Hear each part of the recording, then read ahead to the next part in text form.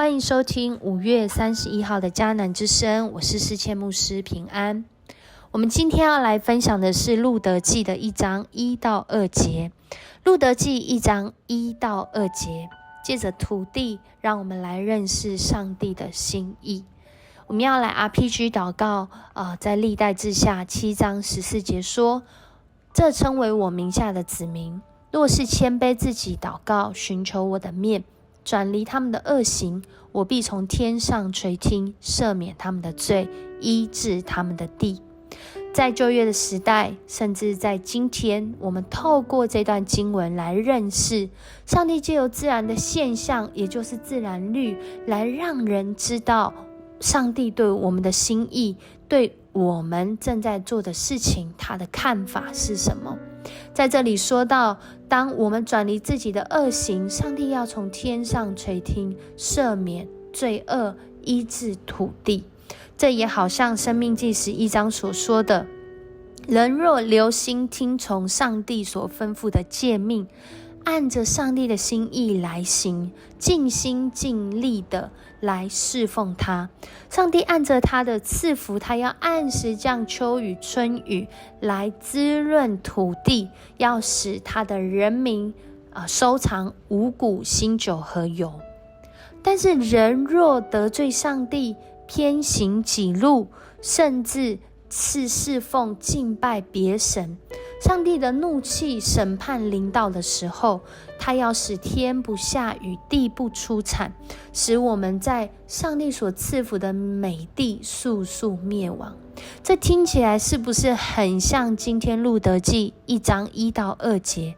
那时候士师秉政的时期，国中没有王，人任意而行，以至于国中遭遇饥荒的处境呢？透过一个环境，上帝其实是在彰显他对人民的心意，也是叫人有机会来转向他。但是在这样的情况中，我们会怎么做决定呢？日剧《月薪娇妻》中里面有一个名言说，逃避虽可耻，但有用。讲述着人对遇见挑战或经历困难，会开启防卫机制的心理状态。逃避虽然看起来不这么光彩，但是在短期来说真的是有用。就好像人开启防卫机制，在当下是一种人出于本能要求生存的反应，可以暂时让我们在这个危难中可以度过。然而在长期来看，或者是面对这真实的境况，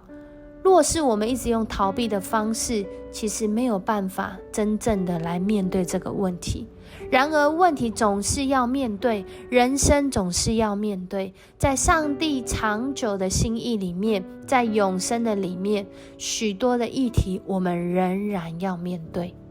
遇见应许之地遭难的以利米勒，在这样的情况中，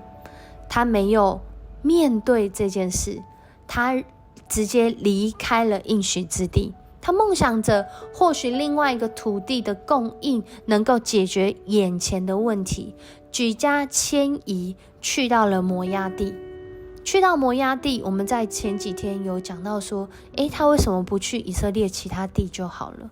或许在当时以色列地连伯利恒这个粮食之家，这个粮仓都遭遇饥荒，那可能是一个全面性，在上帝的公义当中，以色列地应许之地都在经历荒凉。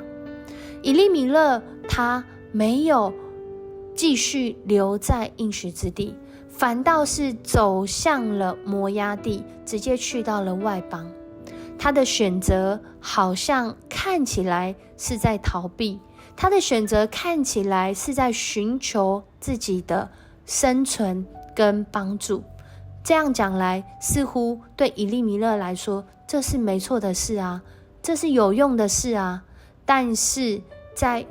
这段经文里面，我们看到的是，人寻求对自己有用，但是不一定真正有益。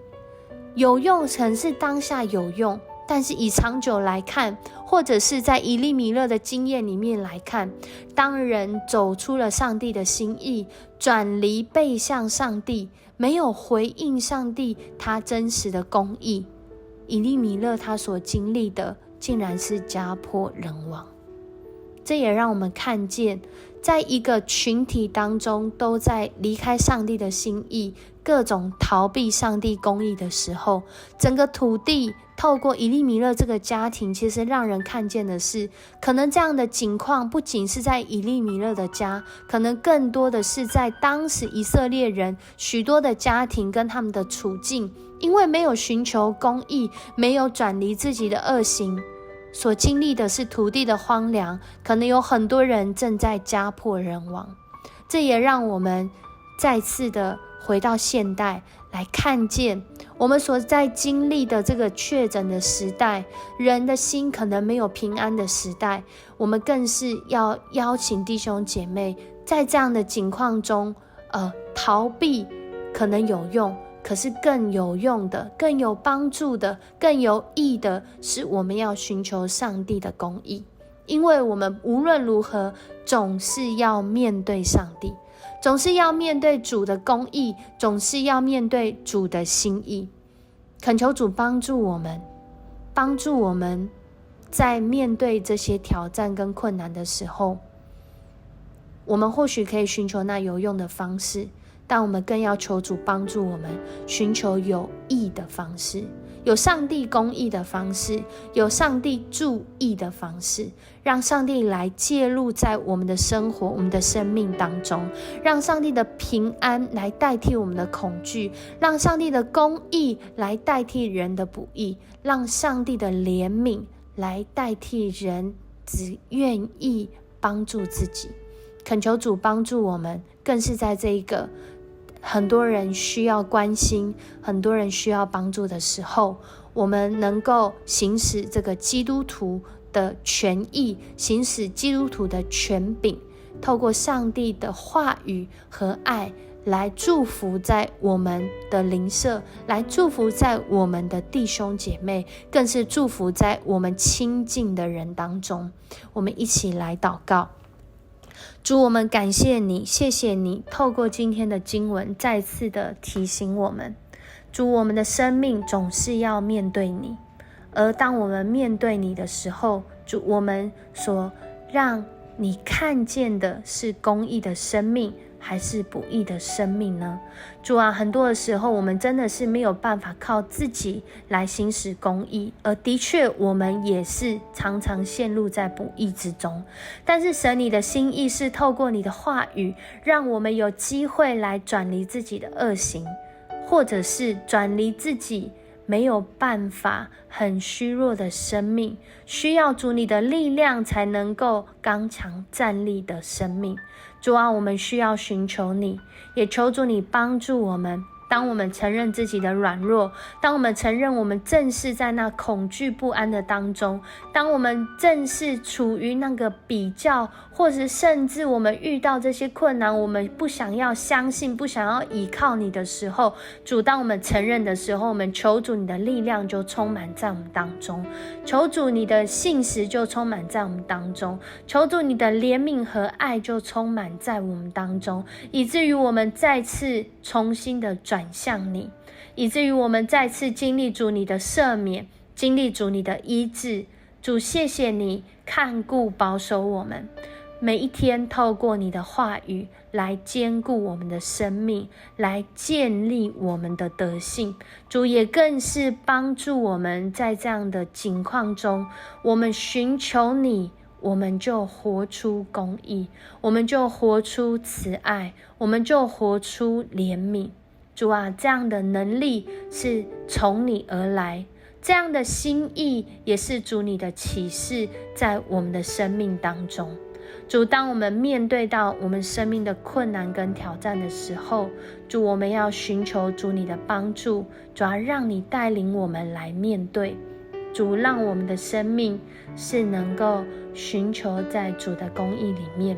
因为主你也应许我们，当我们这样做的时候，你不仅是医治我们，你不仅是赦免我们，更是医治我们所在的这块土地，更是医治在这块土地，当人们还在比较争竞，只寻求自己的利益，以自己为中心的时候，主你透过你的子民寻求主你的公义，主你就来恢复来医治这块土地，让这块土地，让你的儿女是活在彼此相爱，是活在彼此帮助，更是活在追求上帝的公义里面。